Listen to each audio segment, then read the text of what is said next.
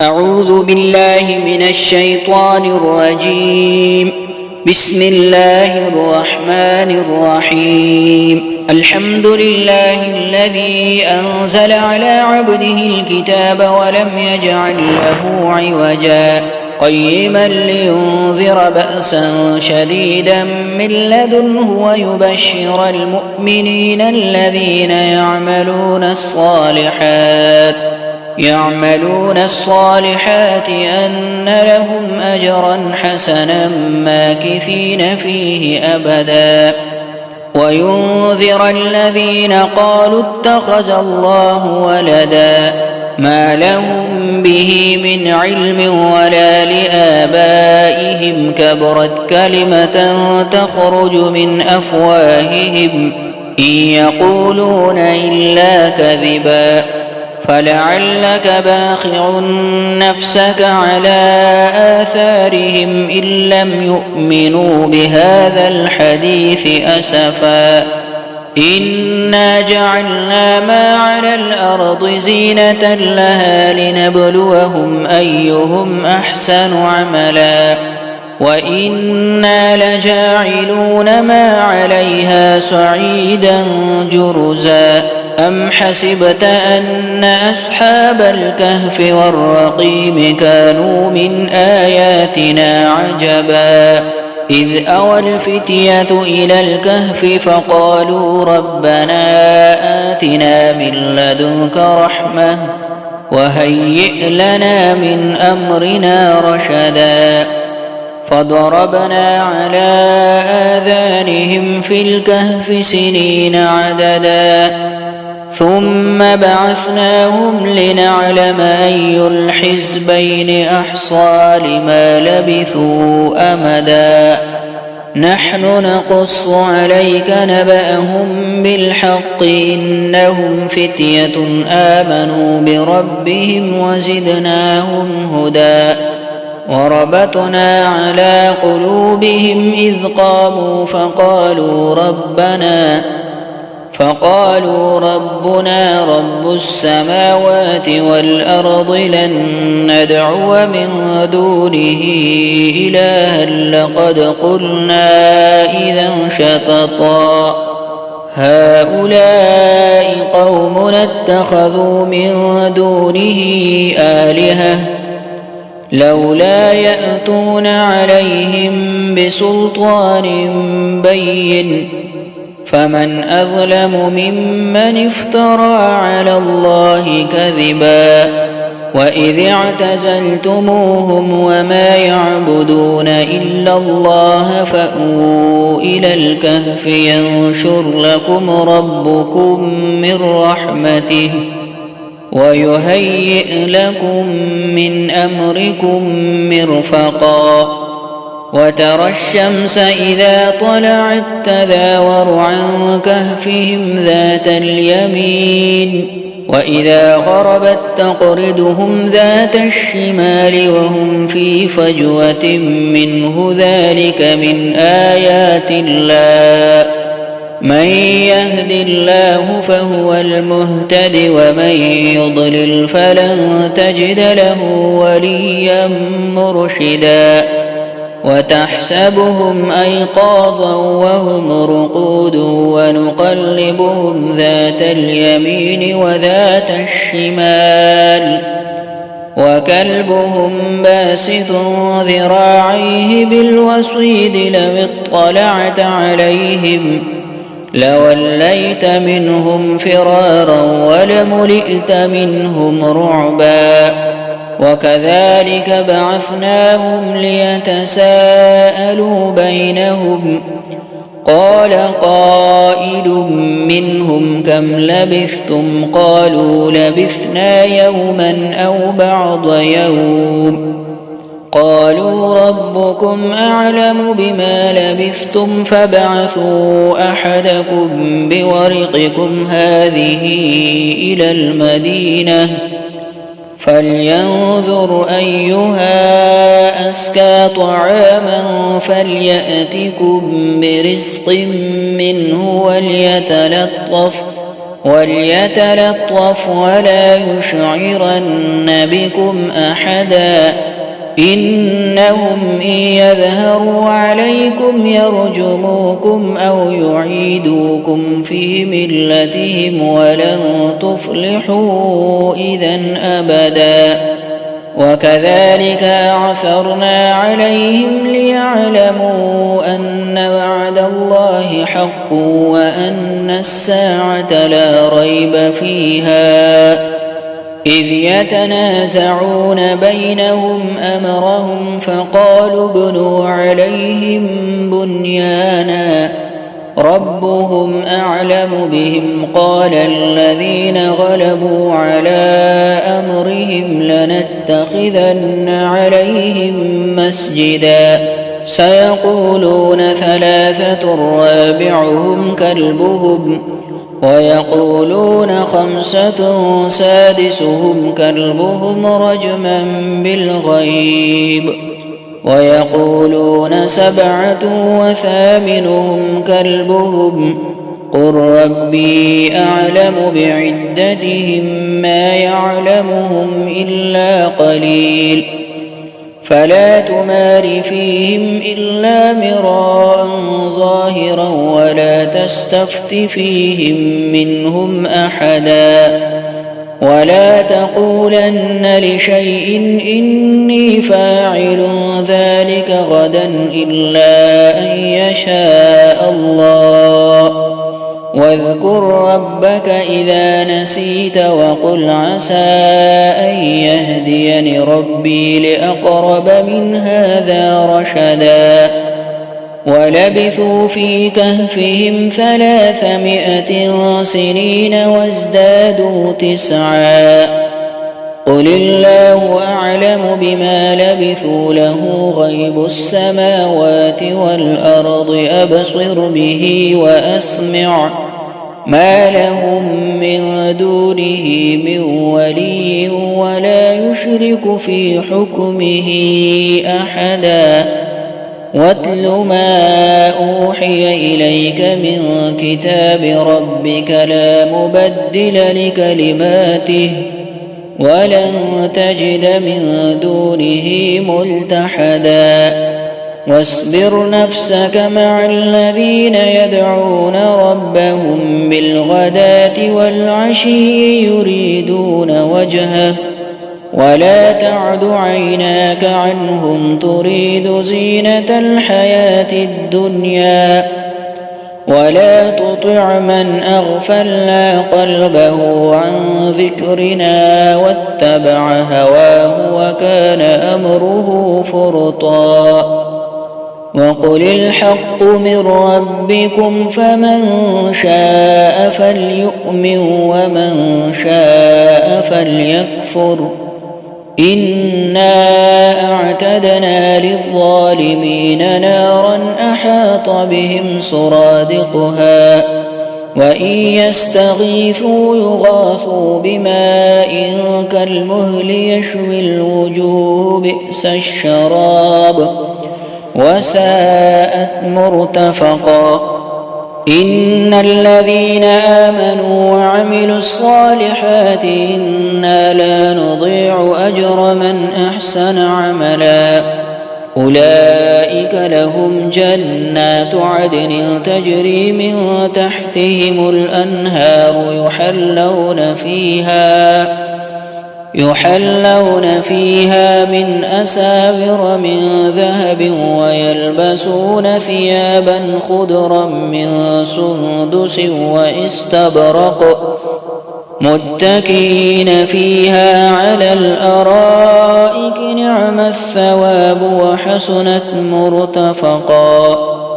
واضرب لهم مثل الرجلين جعلنا لأحدهما جنتين من أعناب وحففناهما بنخل وجعلنا بينهما زرعا كلتا الجنتين آتت أكلها ولم تظلم منه شيئا وفجرنا خلالهما نهرا وكان له ثمر فقال لصاحبه وهو يحاوره أنا أكثر منك مالا وأعز نفرا ودخل جنته وهو ظالم لنفسه قال ما أظن أن تبيد هذه أبدا وما أظن الساعة قائمة ولئن رددت إلى ربي لأجدن خيرا منها منقلبا قال له صاحبه وهو يحاوره أكفرت بالذي خلقك من تراب ثم من نطفة ثم سواك رجلا لكن هو الله ربي ولا أشرك بربي أحدا ولولا إذ دخلت جنتك قلت ما شاء الله لا قوة إلا بالله إن ترني أنا أقل منك مالا وولدا فعسى ربي أن يؤتيني خيرا من جنتك ويرسل عليها حسبانا من السماء فتصبح صعيدا زلقا أو يصبح ماؤها غورا فلن تستطيع له طلبا وأحيط بثمره فأصبح يقلب كفيه على ما أنفق فيها وهي خاوية على عروشها ويقول يا ليتني لم أشرك بربي أحدا ولم تكن له فئة ينصرونه من دون الله وما كان منتصرا هنالك الولاية لله الحق هو خير ثوابا وخير عقبا واضرب لهم مثل الحياة الدنيا كماء إن أنزلناه من السماء فاختلط به نبات الأرض فأصبح هشيما تذروه الرياح وكان الله على كل شيء مقتدرا المال والبنون زينة الحياة الدنيا والباقيات الصالحات خير عند ربك ثوابا وخير أملا ويوم نسير الجبال وترى الأرض بارزة وحشرناهم فلم نغادر منهم أحدا وعرضوا على ربك صفا لقد جئتمونا كما خلقناكم أول مرة بل زعمتم أن لن نجعل لكم موعدا ووضع الكتاب فترى المجرمين مشفقين مما فيه ويقول يا ويلتنا ما لهذا الكتاب لا يغادر صغيرة ولا كبيرة إلا أحصاها ووجدوا ما عملوا حاضرا ولا يظلم ربك أحدا وإذ قلنا للملائكة اسجدوا لآدم فسجدوا إلا إبليس كان من الجن ففسق عن أمر ربه أفتتخذونه وذريته أولياء من دوني وهم لكم عدو بئس للظالمين بدلا ما أشهدتهم خلق السماوات والأرض ولا خلق أنفسهم وما كنت متخذ المضلين عددا ويوم يقول نادوا شركائي الذين زعمتم فدعوهم فلم يستجيبوا لهم وجعلنا بينهم موبقا ورأى المجرمون النار فظنوا أنهم مواقعوها ولم يجدوا عنها مصرفا ولقد صرفنا في هذا القرآن للناس من كل مثل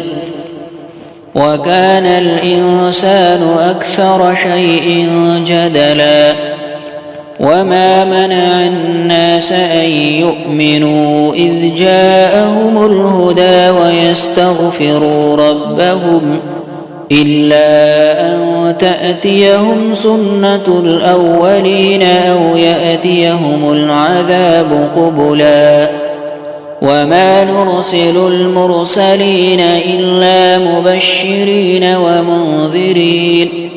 ويجادل الذين كفروا بالباطل ليدحضوا به الحق واتخذوا آياتي وما أنذروا هزوا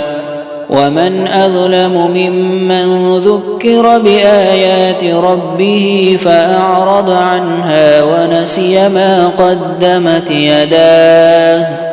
إنا جعلنا على قلوبهم أكنة أن يفقهوه وفي آذانهم وقرا وإن تدعوهم إلى الهدى فلن يهتدوا إذن أبدا وربك الغفور ذو الرحمة لو يؤاخذهم بما كسبوا لعجل لهم العذاب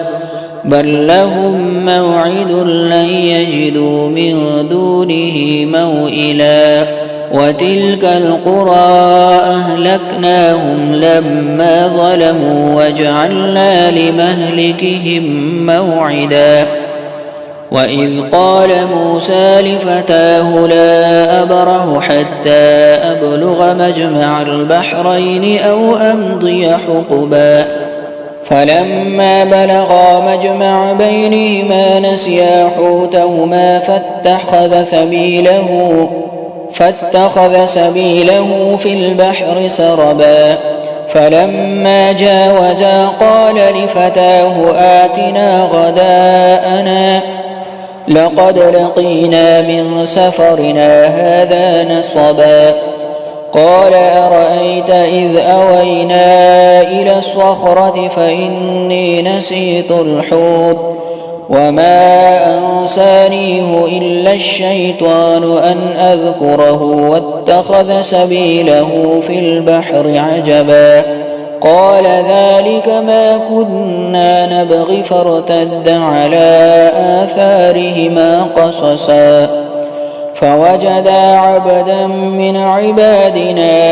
آتيناه رحمة من عندنا وعلمناه من لدنا علما قال له موسى هل أتبعك على أن تعلمني مما علمت رشدا قال إنك لن تستطيع معي صبرا وكيف تصبر على ما لم تحط به خبرا قال ستجدني إن شاء الله صابرا ولا أعصي لك أمرا قال فإن اتبعتني فلا تسألني عن شيء حتى أحدث لك منه ذكرا فانطلقا حتى إذا ركبا في السفينة خرقها قال أخرقتها لتغرق أهلها لقد جئت شيئا إمرا قال ألم أقل إنك لن تستطيع معي صبرا قال لا تؤاخذني بما نسيت ولا ترهقني من أمري عسرا فانطلقا حتى إذا لقيا غلاما فقتله قال أقتلت نفسا زكية بغير نفس لقد جئت شيئا نكرا قال ألم أقل لك إنك لن تستطيع معي صبرا قال إن سألتك عن شيء بعدها فلا تصاحبني قد بلغت من لدني عذرا فانطلقا حتى إذا أتيا أهل قرية استطعما أهلها فأبوا أن يضيفوهما فوجدا فيها جدارا يريد أن ينقض فأقامه قال لو شئت لاتخذت عليه أجرا قال هذا فراق بيني وبينك سأنبئك بتأويل ما لم تستطع عليه صبرا أما السفينة فكانت لمساكين يعملون في البحر فأردت أن أعيبها وكان وراءهم ملك يأخذ كل سفينة غصبا وأما الغلام فكان أبواه مؤمنين فخشينا أن يرهقهما طغيانا وكفرا فأردنا أن يبدلهما ربهما خيرا منه زكاة وأقرب رحما وأما الجدار فكان لغلامين يتيمين في المدينة وكان تحته كنز لهما وكان أبوهما صالحا فأراد ربك أن يبلغا أشدهما ويستخرجا كنزهما رحمة من ربك وما فعلته عن أمري ذلك تأويل ما لم تسطع عليه صبرا ويسألونك عن ذي القرنين قل سأتلو عليكم منه ذكرا إنا مكنا له في الأرض وآتيناه من كل شيء سببا فأتبع سببا حتى إذا بلغ مغرب الشمس وجدها تغرب في عين حمئة ووجد عندها قوما قلنا يا ذا القرنين إما أن تعذب وإما أن تتخذ فيهم حسنا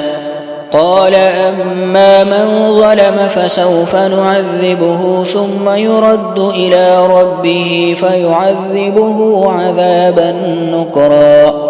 وأما من آمن وعمل صالحا فله جزاء الحسنى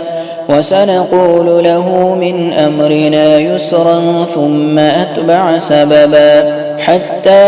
إذا بلغ مطلع الشمس وجدها تطلع على قوم لم نجعل لهم من دونها سترا كذلك وقد أحطنا بما لديه خبرا ثم أتبع سببا حتى إذا بلغ بين السدين وجد من دونهما قوما لا يكادون يفقهون قولا قالوا يا ذا القرنين إن يأجوج ومأجوج مفسدون في الأرض فهل نجعل لك خرجا على أن تجعل بيننا وبينهم سدا قال ما مكني فيه ربي خير فأعينوني بقوة أجعل بينكم وبينهم ردما آتوني زبر الحديد حتى إذا ساوى بين الصدفين قال انفخوا حتى إذا جعله نارا قال آتوني أفرغ عليه قطرا فما استطاعوا أن يظهروه وما استطاعوا له نقبا قال هذا رحمة من ربي فإذا جاء وعد ربي جعله دكاء وكان وعد ربي حقا وتركنا بعضهم يومئذ يموج في بعض ونفخ في الصور فجمعناهم جمعا وعرضنا جهنم يومئذ للكافرين عرضا الذين كانت أعينهم في غطاء عن ذكري وكانوا لا يستطيعون سمعا أفحسب الذين كفروا أن يتخذوا عبادي من دوني أولياء إنا أعتدنا جهنم للكافرين نزلا قل هل ننبئكم بالأخسرين أعمالا الذين ضل سعيهم في الحياة الدنيا وهم يحسبون أنهم يحسنون صنعا أولئك الذين كفروا بآيات ربهم ولقائه فحبطت أعمالهم فلا نقيم لهم يوم القيامة وزنا ذلك جزاؤهم جهنم بما كفروا واتخذوا آياتي ورسلي هزوا إن الذين آمنوا وعملوا الصالحات كانت لهم جنات الفردوس نزلا خالدين فيها لا يبغون عنها حولا قل لو كان البحر مدادا لكلمات ربي لنفد البحر قبل أن تنفد كلمات ربي ولو جئنا بمثله مددا قل إنما أنا بشر مثلكم يوحى إلي أنما إلهكم إله واحد فمن كان يرجو لقاء ربه فليعمل عملا صالحا ولا يشرك بعبادة ربه أحدا.